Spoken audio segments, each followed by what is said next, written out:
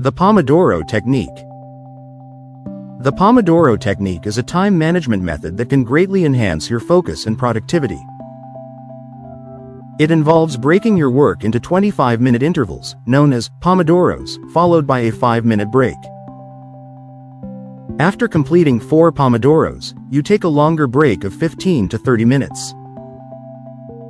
This technique is effective because it encourages sustained focus and reduces the mental fatigue that comes from working on a task for too long without breaks. By giving your brain regular intervals of rest, you maintain high levels of concentration and prevent burnout. The Pomodoro Technique also helps you break down larger tasks into more manageable chunks, making it easier to get started and maintain momentum. It's particularly useful for tackling complex projects or studying challenging material. By integrating the Pomodoro Technique into your learning routine, you can improve your productivity, enhance your focus, and ensure that you're taking regular breaks to stay fresh and motivated.